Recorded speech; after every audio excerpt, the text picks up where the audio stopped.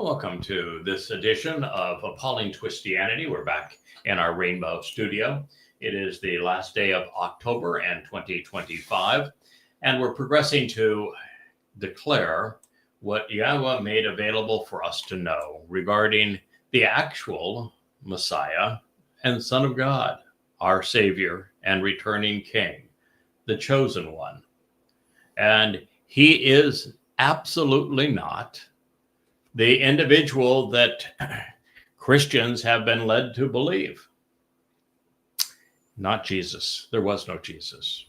Not Mr. Christ. Never existed. He was a figment of Paul's imagination, created in 52 CE by robbing David of all of his accolades and achievements. There was someone crucified in 33 CE. There was someone who fulfilled Passover, Matzah, and Bikuwrym in 33 CE, completing the fulfillment of Chag Matsah on the 9th of April of that year 4000 Yah. There was somebody who actually was an eyewitness to what occurred on Passover and described crucifixion 1,000 years before he endured it. So all of those things are absolutely and unequivocally known to us, and it is Dowd. And just so that we wouldn't miss what, well, at this point, 2.5 billion people today have obviously missed, God authored the 89th Mizmowr to tell us unequivocally that the Messiah, Son of God, the returning King and our Savior, is his beloved son, Dowd, who has been corrupted to David, the very person that Peter and Paul both claim was dead and buried, and therefore all of the promises that God made about him and through him to us were magically transferred to a person who is never named and who never actually existed. So we're concluding our review of that material into the around 45th statement of it. It will perhaps reach the end of it before this end of this program, but it has been a marvelous way to introduce Twistianity, because with the 89th Mizmowr, there is zero credibility for anything Paul wrote or anything that you will find in the Christian New Testament. It's all a product of identity theft. Replacement foolology, if you will. So God asks, what man of great strength and character, who is empowered to prevail? It's as an interrogatory, Gabor. Gabor is such an interesting term, ladies and gentlemen, because I was doing this series. In fact, we just finished the series upstairs on the Antichrist.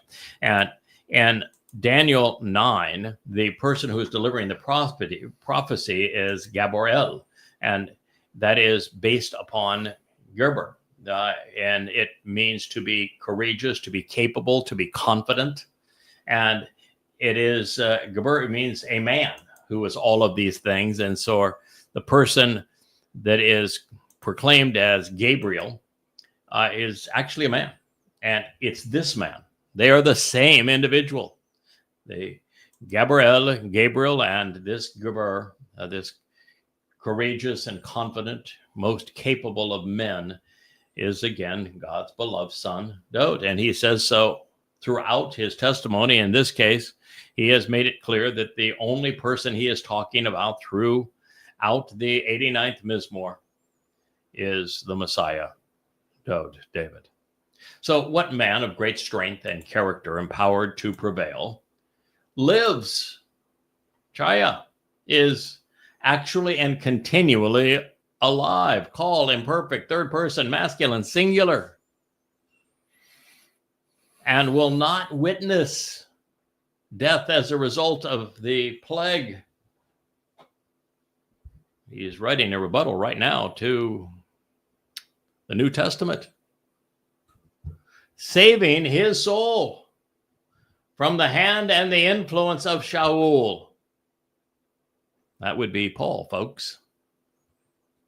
In other words, God's saying here, right here in the 89th Psalm, 1,000 years before Paul would pen his goddamn piece of trash letter to the Galatians in 52 CE, that Paul lied when he said that Dowd was dead and buried. He says that no, Sha'ul is the one who made this up. The truth is that Dowd lives. He not only had the first life where he was the anointed Messiah, declared the Son of God, and became the defender of Israel, king of Israel, the author of 100 Mizmowr and Mashyach, Psalms and Proverbs, that not only did he live that life, he continues to live, and he would, 1,000 years after this was written, just as he said as Gabry'el through Daniel, in 555 BCE, he told us exactly what day he would arrive to fulfill Pesach, Matzah, and Bikuwrym, delineating April 9th of 33 as the year that, the day specifically that he would complete Chag Matsah, which is the day that it is completed in that year. And wrote the 22nd Mizmowr to explain exactly how he would fulfill, enduring crucifixion to fulfill Passover, and how he would take our guilt into Sha'ul on Matzah so that we could be part of God's family come Bikuwrym. And the person who robbed him of all of that was Sha'ul. Remember when Sha'ul claims that he had his conversion experience on the road to Damascus? He's got 3 different versions of it because he couldn't keep his history straight. But it's Sha'ul. Yes, his name was Sha'ul. He changed it to Apollos because it sounded a little more like Apollo, and he was writing to Greeks after all. And he positioned himself as the ultimate God.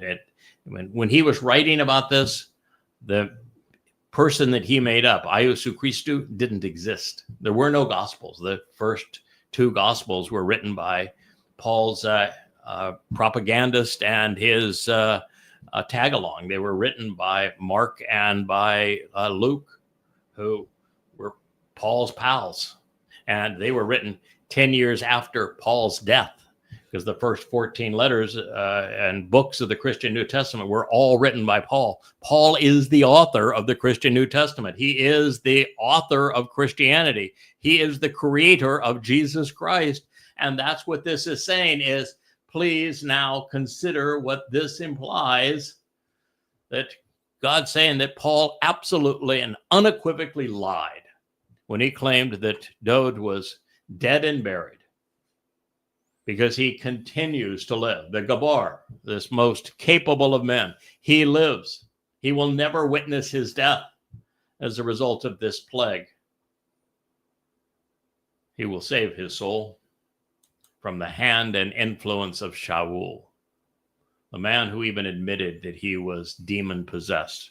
Sha'ul means to question him, the Benjamite wolf in sheep's clothing, who as a result of being demon-possessed, changed his name to reflect his affinity with Rome and with Greece, becoming Paulos, the principal author of the Christian New Testament, the father of lies and the son of evil, the plague of death, according to God. Lyrics to sing Mizmowr, Psalm 89:48. Every verb, and there were 4 actually in this question, was scribed in the third person, masculine singular, designating a single man as the subject of these claims, both good and then bad. The initial character is a Gabor, a great man, a person of courage and character, imbued with the strength to prevail. This is, therefore, addressing the subject of this song, the very person that God repeatedly says is Gabor, the very Son of God who is very much alive. And while he would experience the death of his corporeal body twice, once from old age, the other at the torturous hands of Rome through crucifixion, mankind's most beastly civilization in that case, his soul always endured. It has and will never experience death. We have Yahweh's testimony and affirmation on it. Peter and Paul lied. And that's not a casual lie, because claiming that David was dead so that they could steal his attributes and achievements and create this myth of Jesus is the very foundation of Christianity. Jesus isn't the Christ. He's not the Messiah. He is not the Son of God. He is not the Savior. He was not crucified. He didn't exist. He is nothing but a product of identity theft. He is a counterfeit. And here you have God's testimony. But you don't have to believe God if you don't want to. It's your choice. You can believe the piece of shit man that admitted that he was demon-possessed, that never once quoted God correctly. Never once. He couldn't even quote his mythical Jesus correctly because his mythical Jesus didn't exist, and there were no gospels to quote because they wouldn't be written until after he had written his 14th letter and after his death, which is why Paul never once quotes gospel Jesus. He claims that he serves him, and yet he never once cited him. Figure it out, folks. It's not hard. Paul lied. The entire religion of Christianity is based on a pile of lies. So, Dowd is the antidote for the toxic venom that was spewed from Sha'ul's, Paul's poison pen. He was not only immune to the plague of death, but is also providing the antibodies which to fight the virus of Christianity and Judaism. So while many are saved by what he accomplished, he is the one. He is the only one who offers salvation. So let's be clear. The villain here that lied is addressing Sha'ul, the man, not Sheol, the place. Sheol does not have hands or influence. This place of separation can neither plague us nor kill us. In fact, Sheol is the place of eternal incarceration, so it is the antithesis of death for those who endure it. As a black hole, nothing reaches out from Sheol. This is therefore talking about the hand of Sha'ul, which wrote the 14 letters that have plagued humankind under the curse of Christianity, that created the environment where the Holocaust became possible, that demeaned Jews by falsely claiming that they crucified the Christian man God. I mean, just think how stupid that is. Christianity and Paul want to present a God as if he were a man. If your God is so small and so feeble that he becomes a man, you got a real problem, because your God isn't God.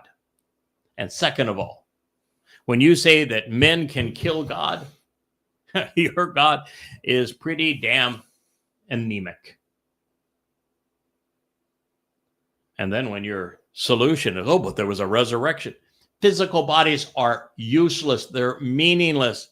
In the case of the Torah sacrifice of the Passover lamb, the physical body, after it has served to feed and nourish the people, is consumed. It is incinerated that night. The physical body has no value on an ongoing basis. It is exceedingly limiting. We have to go beyond our physical bodies to be enveloped in light energy for us to approach YAHOWAH. So it is under Paul's influence that Christianity was conceived and popularized among Goyim, particularly Romans and Greeks.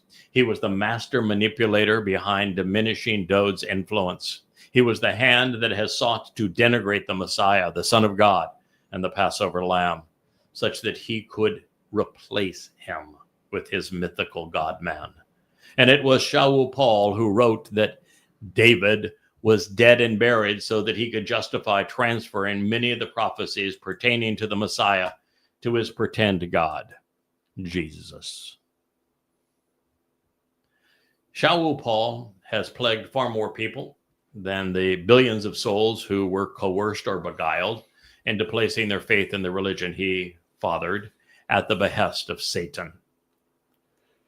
Without the son of evil and the father of lies, Goyim would not have come to hate Jews or blame Jews sufficiently to cause Rome, which was where Paul's allegiance lay, to massacre and enslave the chosen people, robbing Yehudim of their homeland.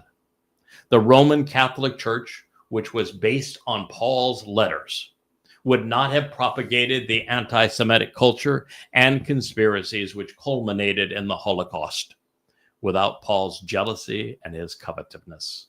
Muhammad likewise would never have succeeded in establishing a religion predicated on anti-Semitism without the foundation laid by his predecessor, Sha'ul Paul. He has become the chosen people's fiercest and most embittered adversary. He is responsible for the death of more souls than anyone who has ever lived. On God's list of most despised people, Sha'ul Paul, the principal author and the inspiration for the Christian New Testament, is number one.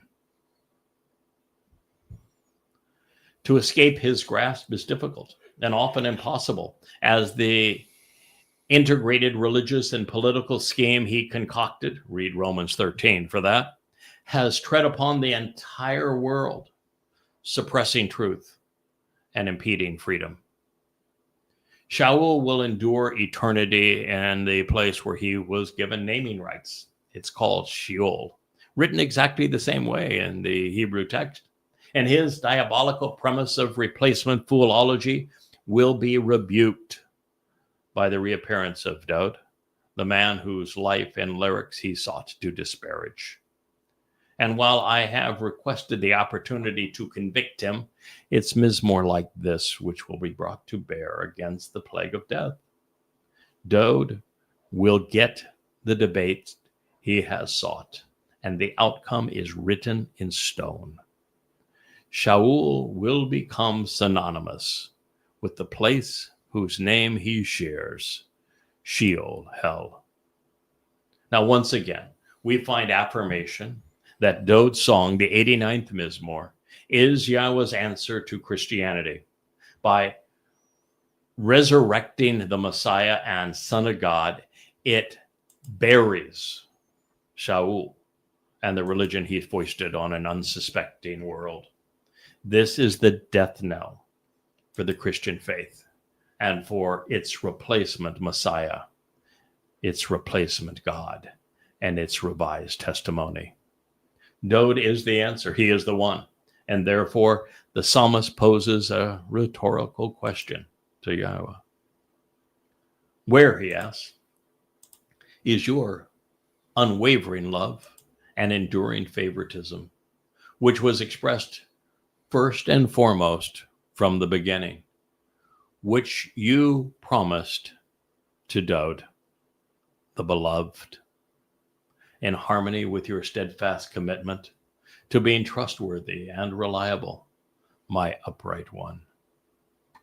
Mizmowr, Psalm 89:49. Since this is the 49th verse of the 89th Psalm, this, of course, is a rhetorical question because it has been answered 48 times, 49 if you consider the conclusion of this question. We can rely upon God's answer since he is emunah, trustworthy and dependable. The things which he has favored, and these things are articulated right from the beginning, are the things that he loves. And this would include being creative and enjoying an active and conversational relationship with humankind in a pristine environment. And since the formation of the Beryth covenant with Abraham and Sarah is the dominant theme of Bereshith Genesis, the family is Yahweh's first love. Now, God chose Dowd, the beloved. He became his Bikuwrym, firstborn son, through his single, solitary lives. The entire story of Israel and the covenant is relived, retold, and resolved. And Dowd would have three of them. One that concluded right around 3000, year 3000, 4 years shy of it. One that would resume 4 years shy of year 4000, and one that will return for us to witness him coming with YAHOWAH on Bikuwrym, which is just 5 days before our re-entry into the Garden of Eden. Rather than give up on those who had continually rejected him, God engaged alongside the best of us. And even then, as it was with Adam, the Messiah was unsteady, at one moment soaring into the heavens and at the next tumbling here on earth. But in his prose, our Savior was brilliant and articulate. He was a voracious reader and a voluminous writer. God's most learned student became our most effective teacher. Dowd paid attention and valued Yah's advice, but he also understood it, and he shared what he had come to comprehend with us. Therefore, it's under Dowd's guidance that Yisrael was united in God's home. They were protected and they thrived, at least until they lost focus and stumbled once again and fell under his son. This time, however, Dowd, recognizing that he had become part of the problem, solved his people's rebellion against YAHOWAH once and for all, at least for those who take advantage of what he is offering. He realized that since Sukkah would be his, he would and should fulfill the Miqra'ey, beginning with Pesach, Matzah, and Bikuwrym, so that he could return on Bikuwrym and therefore be king of Sukkah.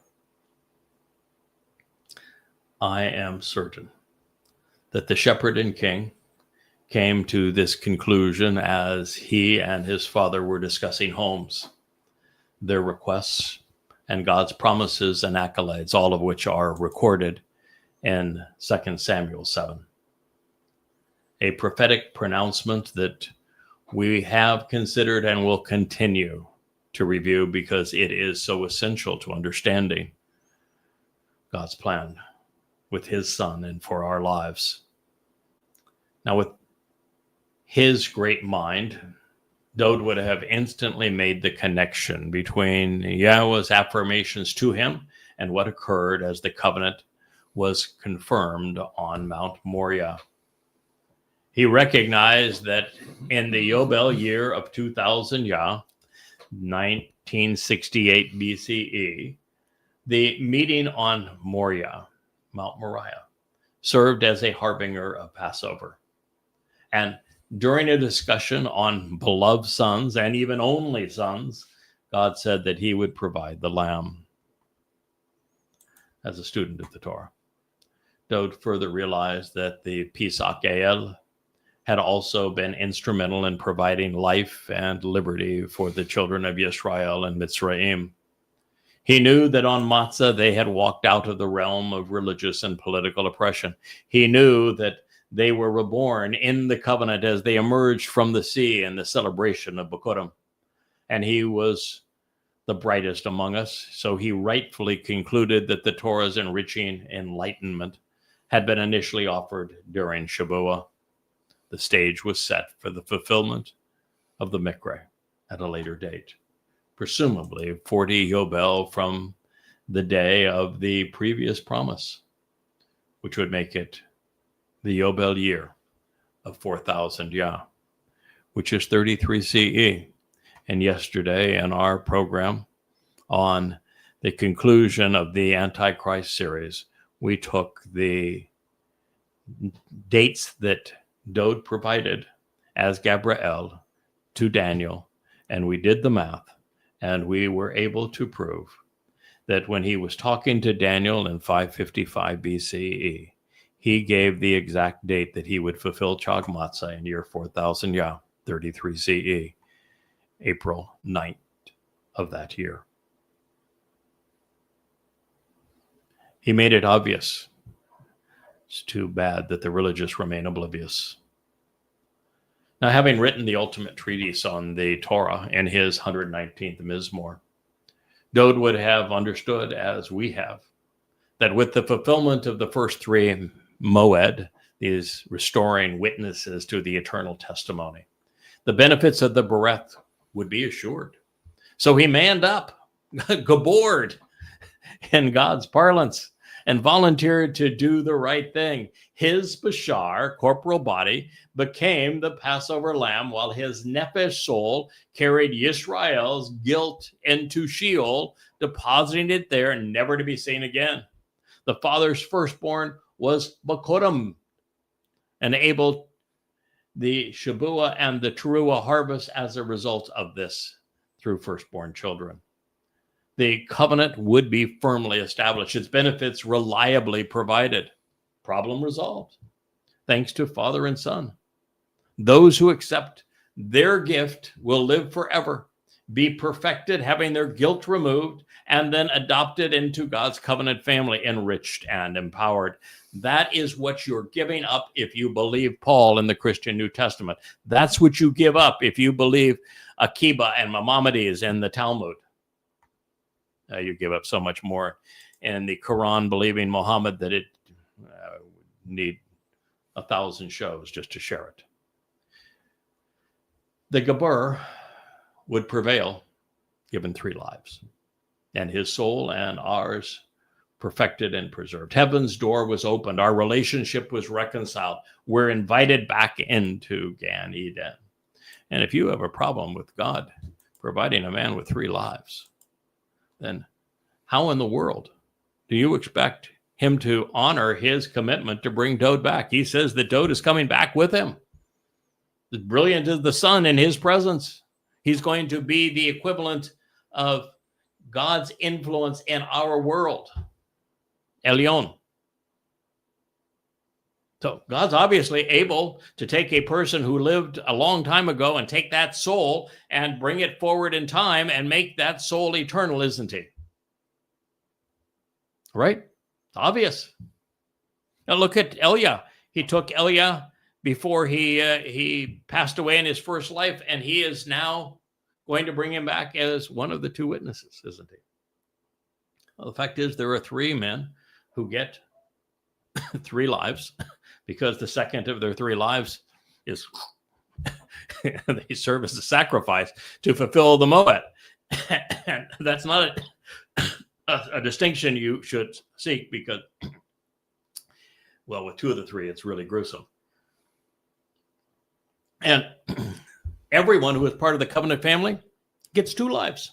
And what would be the purpose of all of this if God didn't bring us into a place of eternal life, which is the very thing he's promising through the fulfillment of the Mow'ed, if everybody who accepts the terms and conditions of the covenant and attends the Mow'ed Miqra'ey as they were designed by God gets 2 lives. So you've got everybody who is a beneficiary has 2 lives. The 3 fellows that make it possible for the beneficiaries to have 2 lives have 3 lives. Not that the second one's much fun. And everyone who is opposed to what God is offering, who oppose Dowd, who promote a Jesus Christ that robs God's chosen son, the actual Messiah. For anyone who promotes Judaism, Christianity, Islam, or wants to impose Marxism, they also have a second life, and it's forever. They're not going to like it very much because it is in Sheol, which is not a place where God tortures anybody, not a place of fires. It's just an eternal and everlasting dark repository. It's like going into a black hole. You go in, you just don't come out. Now, since he was the first to understand what I'm sharing with you, and I happen to be the second, I like to quote my favorite prophet to reinforce the lesson of the greatest story ever told. For indeed, a child was born before us. A son was provided as a gift, produced and given concerning us. The opportunity to learn what can be known about how to engage and endure, in addition to the responsibility and authority to lead, was and will be on his shoulder, as predicated upon the eagerness in which he pursued his calling early in life. His name, reputation, and renown has been read and recited.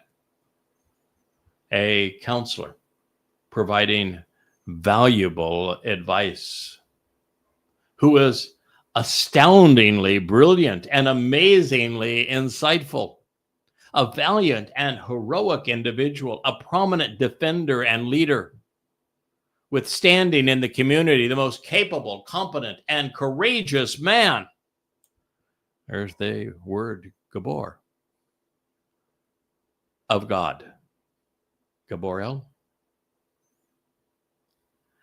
an eternal witness, providing, restoring testimony on behalf of the Father, the leader who conveys the authorized position on reconciliation and restoration leading to salvation, tremendously increasing the ability to learn about and respond to the means to engage and endure, to be liberated and to be empowered. As a result of this approach, reconciliation and restoration, complete satisfaction and total contentment will be without end upon his throne, his seat of honor, upon the status afforded to Dowd, as well as upon his kingdom, through his considered advice and counsel, so as to be prepared and established by it, and to be restored and sustained by it, with the means to exercise good judgment and justly resolve disputes by being right, from then to now and forevermore.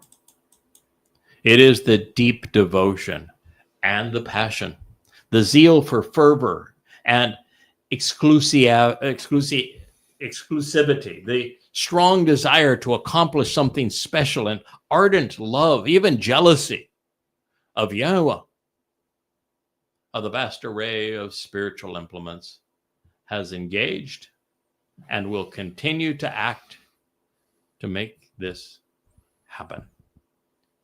YAHOWAH, Isaiah 9, 6, and 7. It is reprehensible, absolutely disgusting, that Christians believe that prophecy, that profound declaration, pertains to the mythical Jesus Christ. When one name was mentioned, one person was described. One person is called right, Sadak by God, Dowd. One person is called the Gabor of God, Dowd. One name was mentioned in this, Dowd. One throne is eternal, Dowd's. One son was given for our behalf, because there is one man that is called the very Son of God, Dowd. Obvious, forthright, irrefutable, that the passage most equated with the myth of Jesus Christ was stolen from God's beloved Son, Dowd, David. And that leaves Christianity completely naked and ashamed. There's nothing left of it when you simply listen to what God has to say. If you prefer God's testimony over a demon-possessed man, the answer is really quite clear, isn't it? YAHOWAH, Isaiah, and the Mizmowr Psalms are hand in glove. They are most useful when brought together. And so it is from the perspective of the Song of the Son. It elucidates Isaiah's most acclaimed prophecy regarding the Son of God.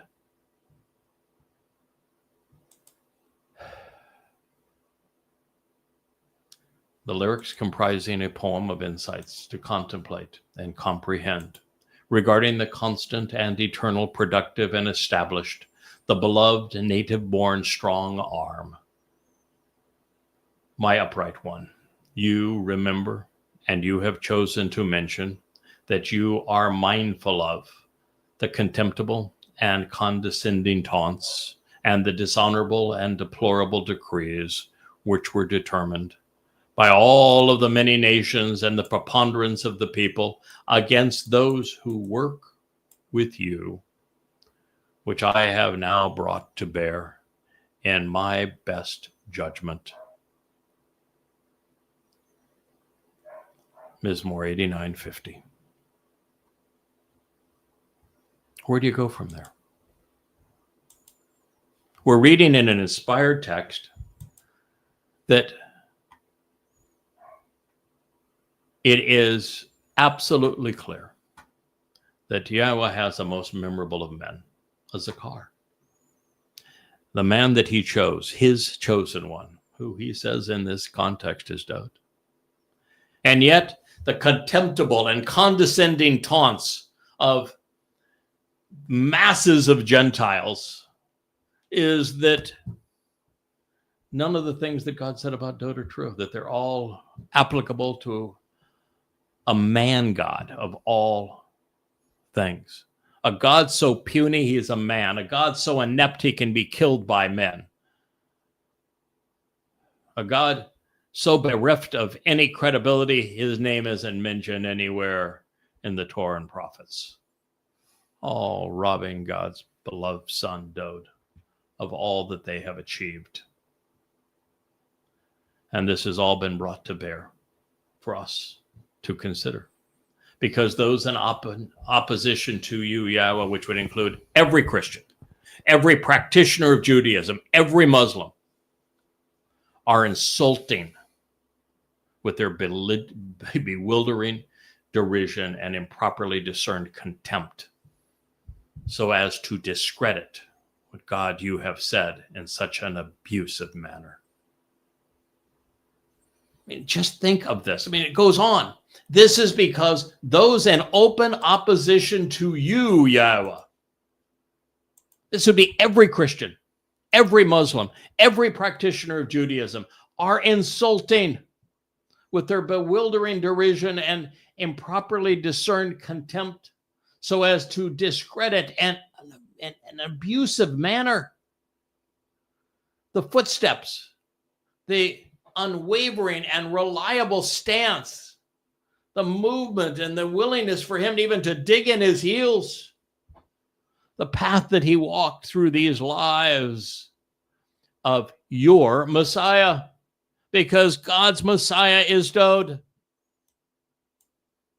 Mashyach, your Messiah, YAHOWAH. He told us in this psalm that his Messiah is Dowd. And anybody that claims otherwise, from God's point of view, is not only an imbecile, they're a jerk. They're repulsive. If you are a Christian, you are repulsive to God.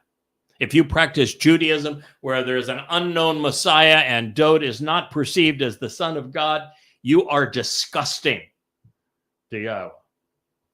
The Messiah is Dowd David. It says it right here. And any other option is reprehensible. It's bewildering. It's discrediting what God has said, and it is abusive. Blessed by having knelt down in love to lift up is YAHOWAH forevermore. This is trustworthy. It is verifiable. It is reliable.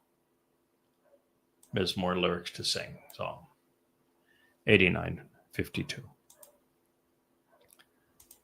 There is only one Mashyach, Messiah, one Ben El, Son of God, and he is Dowd, the beloved. He is Yahweh's Makar, chosen, his Ebed, co-worker, an Ad Olam, eternal and restoring witness.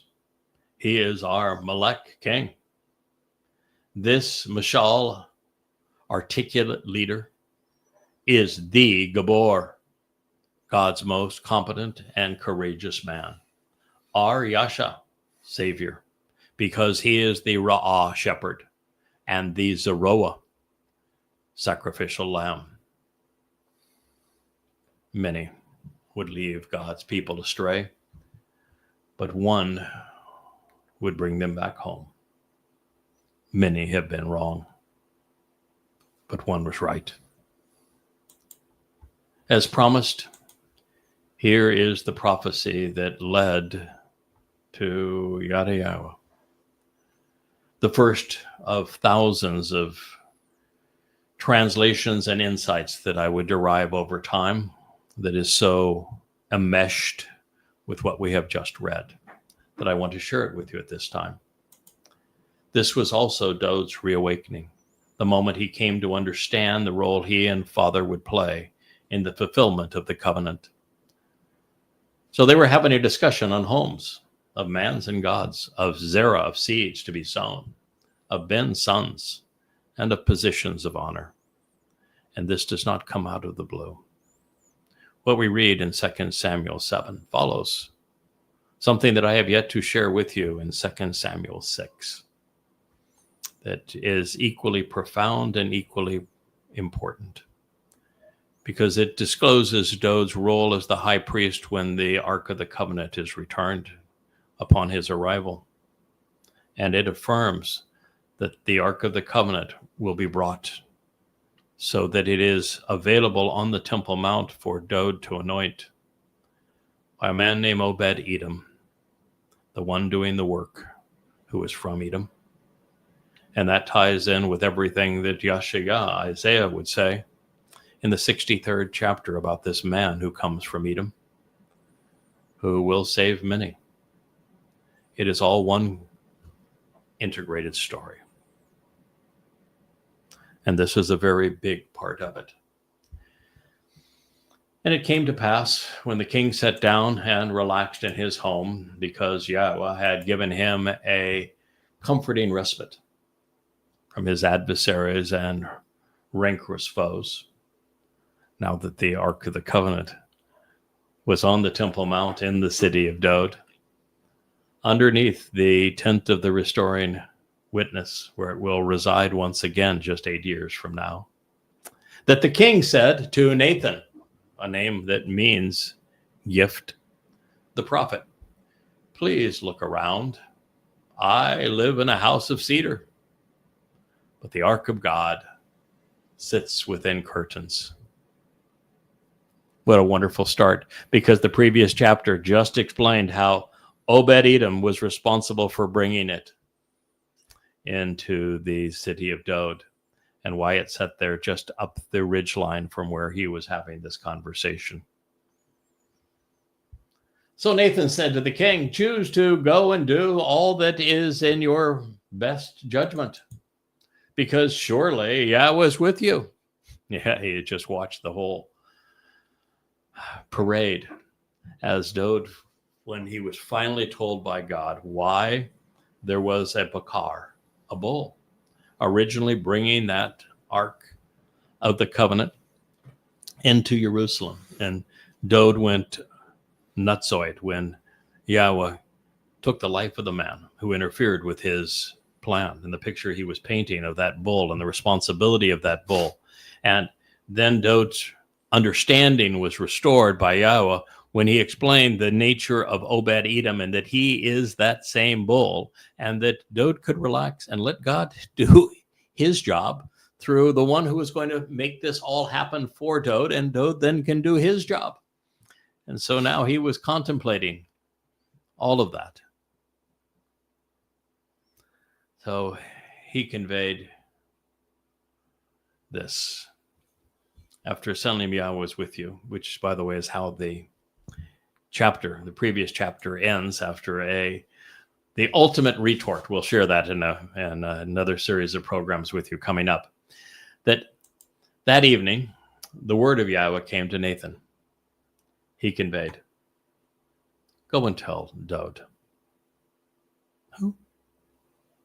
Dowd, whose name was mentioned the multiple times in the 89th Mizmowr, that was the Messiah, the chosen one, the Savior, the returning king, the one that God was going to carry out all of these things through. Dowd, who was the one who was named in Isaiah 9, 6 and 7? Dowd.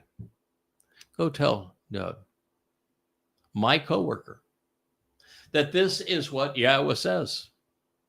Why should you build me a home to live in? That is what I love about this, is that God's snarky with him. And every time I have a conversation with God, he's snarky with me. It's just like, okay, people have been really annoying. I finally have a couple of fellows that I can work through, but they still are people. They got a long way to come. We're going to make this thing happen. And so I'm giving them a real big responsibility. But, in our relationship, God is just a bit snarky. It's like when I was having a conversation with Leah, my wife, about Asher when she was only a few months old. And we were talking about the teruah harvest, and we were asking, so what's going to happen with Asher, our beloved lab, when we go through this and we leave on teruah? And God just came back and said, so where do you think you're going to go? Little did I know at the time, I'm the sacrifice for teruah. I'm not going anywhere. But it's just the attitude that he comes. It's the exact same attitude we're experiencing here. God doesn't change. The people he chooses to work with, he has a sense of humor with. And, you either love that or you don't like it. He's not this Lord type that, says, bow to me and how dare you say that kind of stuff. No, he says, go in. Tell Dowd, my coworker, the guy I'm working through. Now, mind you, he is the guy that I've chosen to work with. His name means beloved. So go tell him, this is what Yahweh has to say. Why should you build me a home to live in? Oh, but he wasn't done. Indeed. Have I not lived in a house since the time that I lifted up to be with me the children of Israel out of the crucibles of oppression in Mitzrayim? Then, as an ongoing witness to the restoring testimony up to this day, I have been moving about in a tent. That's the tabernacle and home. During any of that time, when showing the way to the benefits of the relationship, that I traveled with the children of Israel, did I say a single word to one of the leaders of the tribes of Israel, whom I instructed to shepherd my people, Israel, to say, hey, why not build for me a house of cedar? Now, therefore, this is what you should say to my associate, my coworker, Dowd, the beloved. As a result, Yahweh of the spiritual implements says, I took you from the sheepfolds for chasing after lammies to be the conspicuous and informative leader among my people over Israel. I have been with you throughout it all, revealing the benefits of the relationship. As you journeyed through life, I have cut off accordingly all of your enemies from your presence, and I have engaged on your behalf to make for you an exceptionally important name, the greatest designation and the most distinguished reputation when compared to other designations pursuant to the relationship on earth.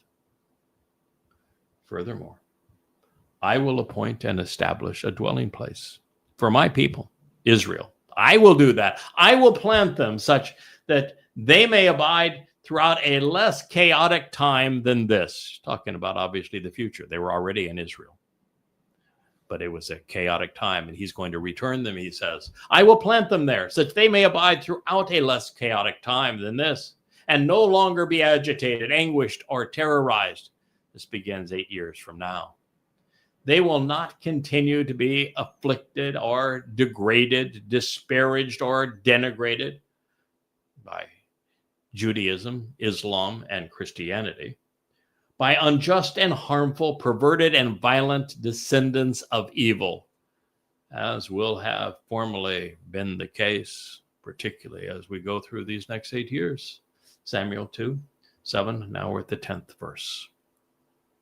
From the day which, for the benefit of this relationship, I appointed and instructed judges on behalf of my people, Israel, I will provide a respite from all of your enemies.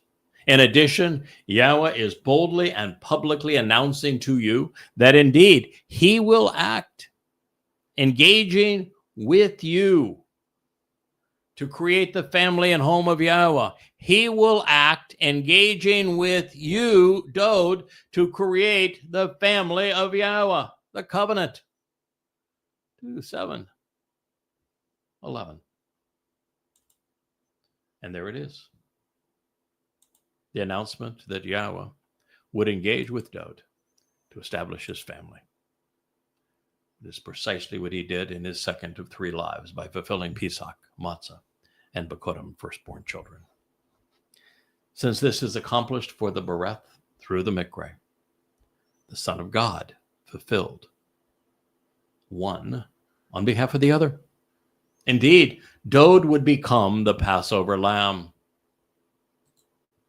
Surely, your time will be thoroughly proclaimed and continually fulfilled with everything that needs to be done. You will rise up and take a stand to bring into fruition with your offspring that which you have sown for the harvest.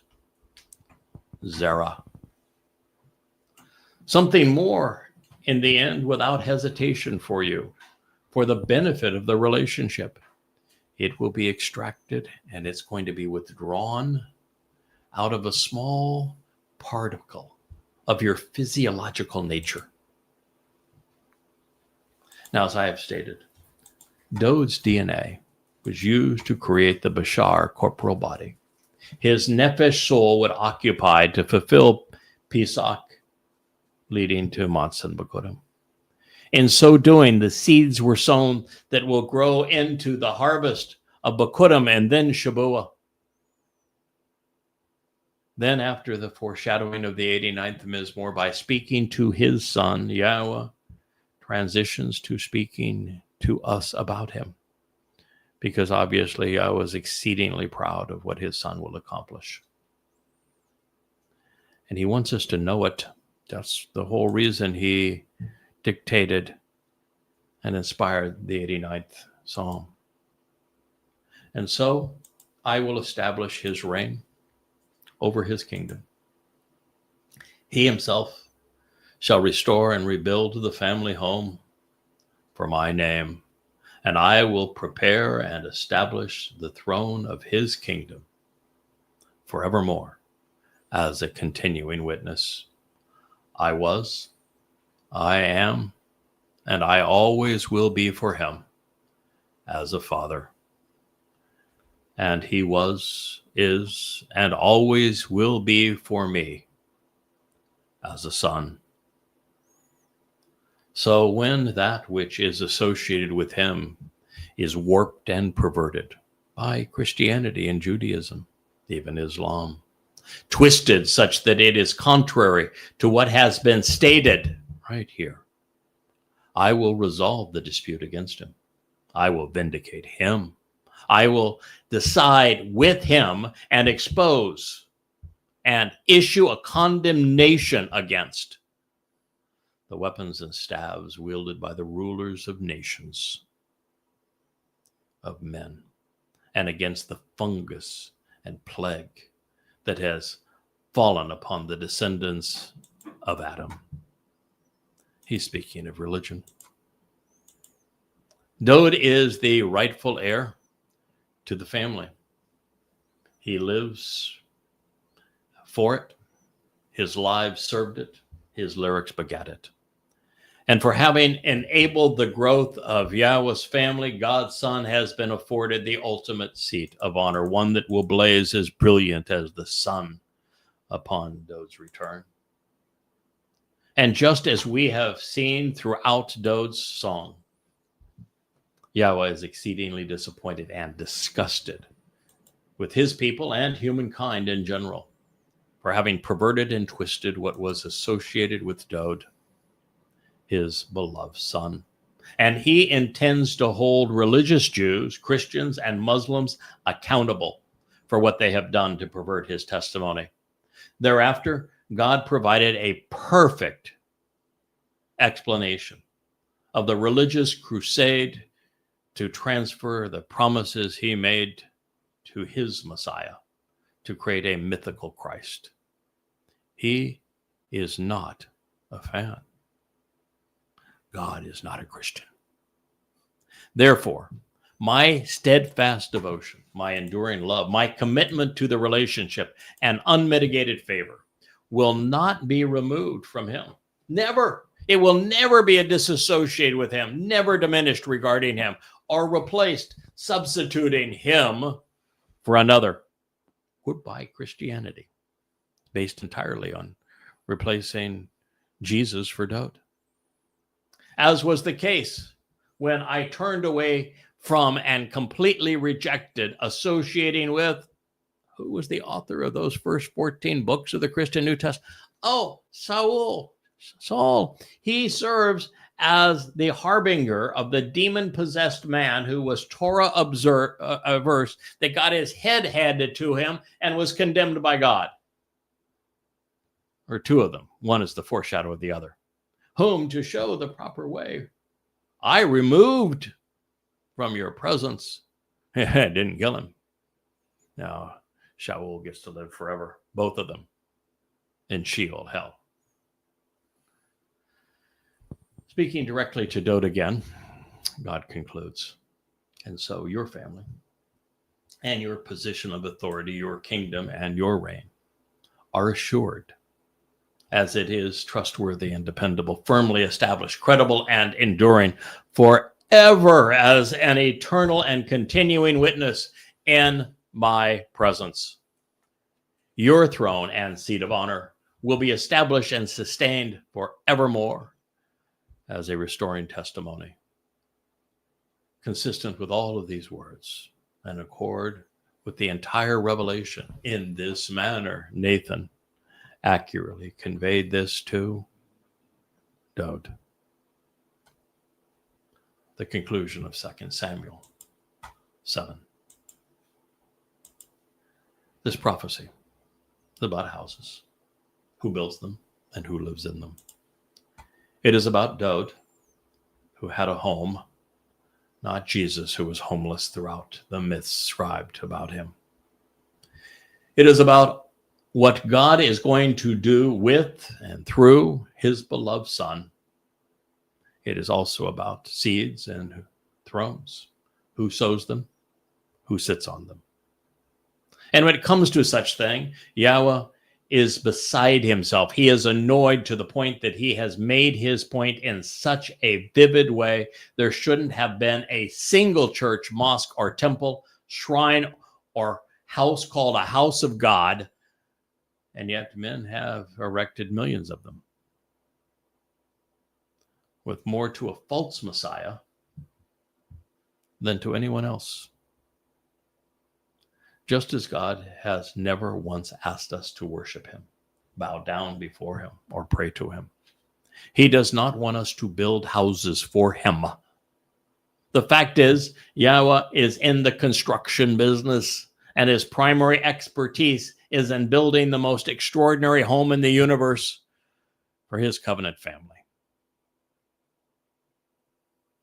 Now, having returned to the prophecy where my journey began some 24 years ago with Asher, associated with, and Samuel, 2 Samuel 2:14, we have found the obvious answer to those whose home and throne is being established. It is unequivocally delineated here in the 89th Mizmowr and 2 Samuel 7. It's all about Dowd from the beginning to the end. Both are, as is Isaiah 9. It is Dowd's place of honor. It's his kingdom, which will endure forever, as is affirmed throughout the prophets. As for that other fellow, he's never mentioned because he never existed. It wasn't until many years after my initial quest to understand Asher in 2 Samuel 7:14 that I came to realize that God was speaking of what Paul would do to pervert and misappropriate Dowd's legacy. And in this regard, YAHOWAH has put us on notice that he's going to defend his son, which means that he is overtly opposed to Jesus, to a Christ, to a Paul, to a Peter, to a New Testament, to a church, to a pope, and to all Christians. Along these lines, I'd like to reintroduce something equally germane to our understanding of Shamuw'el, 2 Samuel 7, and to our appreciation of the Mizmowr Psalm 89, both of which celebrate the father and son relationship paramount to the life of the King of Israel. Dowd represents more than one individual man, more perhaps than even Jacob. Dowd is Yisrael, his joys and heartaches, his ongoing battles with Goyim, his insights and errors, the benefits he enjoyed in concert with the covenant, and the consequences he endured when he ran afoul of it, are all shared in common with the nation that he shepherded. And with that, we'll conclude our review of the 89th Psalm. Its parallel in 2 Samuel 7. And close the book on this portion of our introduction to Appalling Twistianity. And we'll pick up where we left off in a subsequent edition of the YAHOWAH vlog. Thank you for listening.